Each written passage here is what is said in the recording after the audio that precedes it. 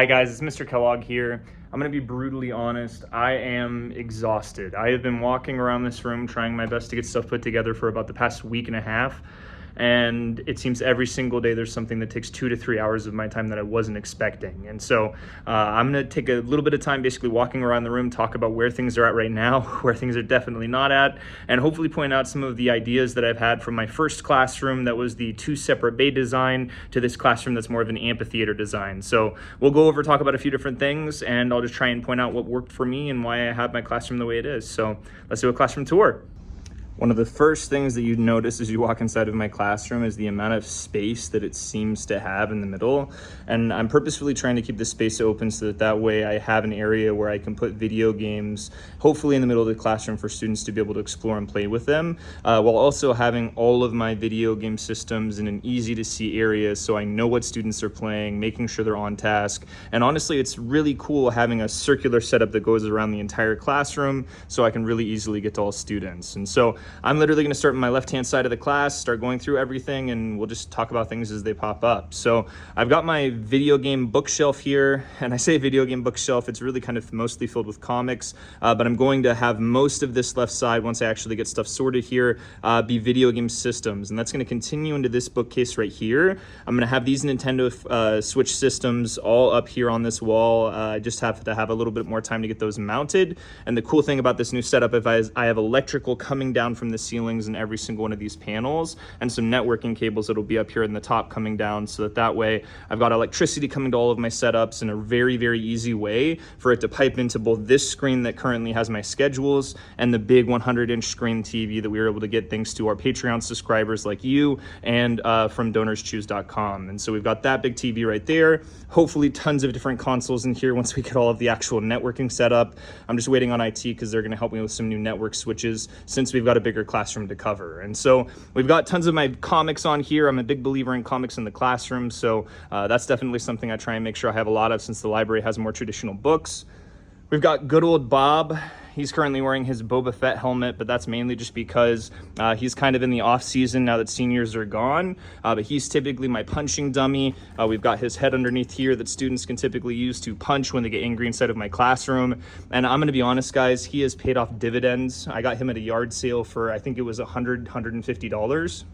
They're brand new, $300 to $400. Definitely worthwhile to have something, even if it's a punching bag in the classroom for students to hit, so that way they don't hurt any of the technology. And so that brings us to our first bay. I've divided my classroom into an upper and lower section, and that's kind of just because if you look around my classroom, you can see I've got an obvious upper area, and then we have the lower area down here where I've been able to divide my classroom with basically about 12 students below and about 16 up above. And so I have my PS5 station here, all of the Xbox controllers here on rechargeable controllers.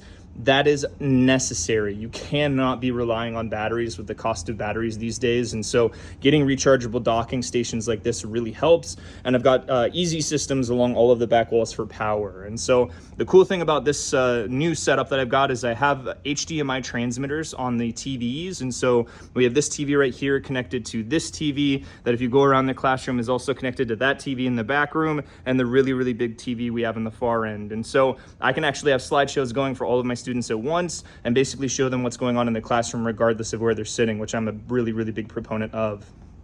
I'm still getting the PlayStation 5 controllers officially wired in so that way the cords aren't loose, but these are going to be also our 2 PlayStation 5 bays, and the TVs are a little bit taller, but I've got the space for students to be able to back up, and so they'll be able to enjoy it, hopefully have the PlayStation 5s there on these 2 TVs.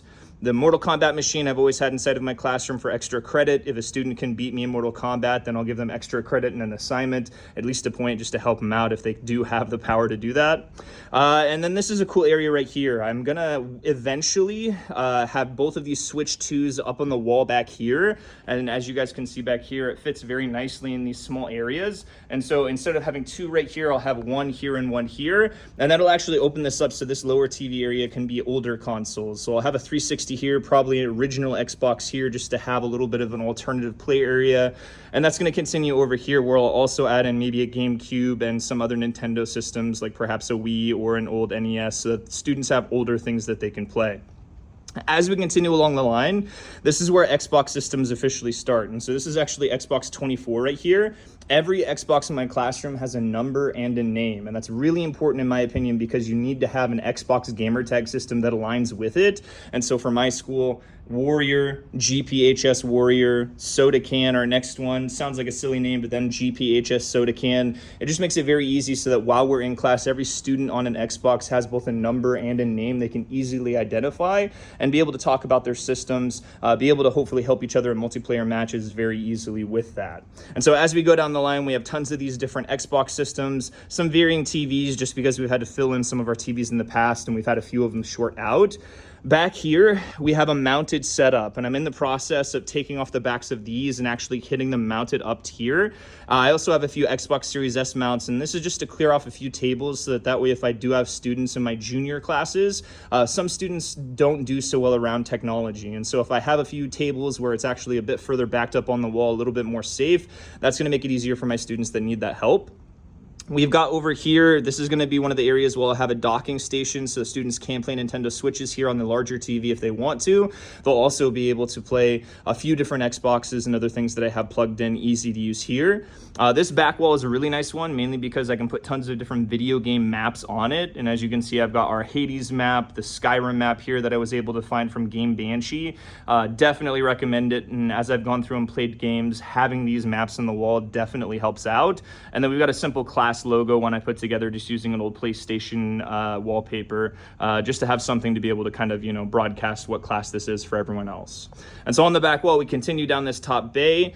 We've got our big, I think this is a 70-inch TV in the back of the room. And this is where we typically have students that if they want to play driving games for our final projects for seniors, they have an easy place where they can really plug in, be able to drive and enjoy that. Then we get into my kind of new teacher area.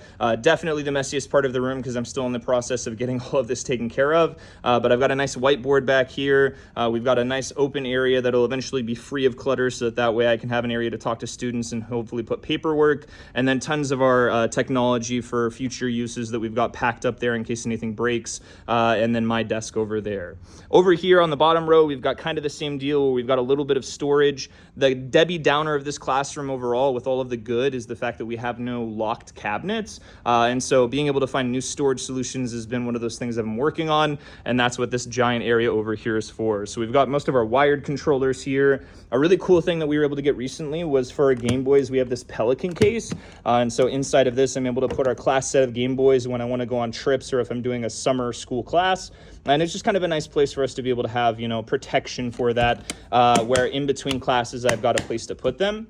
But the nice thing about this area is if I move my podium out of the way here, this is where the Game Boys traditionally hang out during class. And so when we actually play our Pokemon unit, we'll have them on this classroom holder, basically being able to have students very easily be able to have their Xbox numbers, PlayStation, Switch, etc., be able to walk over here and grab the Game Boy assigned to that number so that we can get that stuff taken care of.